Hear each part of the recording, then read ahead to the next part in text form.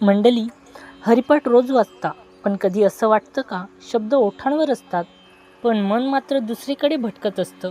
मग त्या हरिनामाचा खरा गोडवा कसा अनुभवायचा? आज आपण जाणून घेणार आहोत. हरिपाठ वाचताना भक्तिभाव कसा वाढवायचा.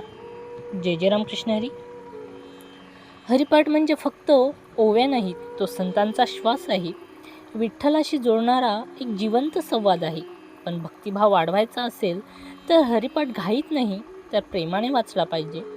हरिपाठ सुरू करण्याआधी 2 मिनिटे शांत बसा, डोळे बंद करा आणि मनात विठ्ठलाचं रूप उभं करा. प्रत्येक अभंग वाचताना असा भाव ठेवा की हे शब्द मी देवाला अर्पण करतोय. आणि सर्वात महत्त्वाचं, हरिपाठ फक्त आवाजाने नाही तर भावनेने म्हणा, कारण देवाला शब्दांपेक्षा भाव जास्त प्रिय असतो. ज्या दिवशी हरिपाठात तुमचं मन हरवेल त्या दिवशी तुम्हाला विठ्ठल स्वतः जवळ असल्याचा अनुभव येईल. पुंडलिक वरदे हरी विठ्ठल. श्री ज्ञानदेव तुकाराम.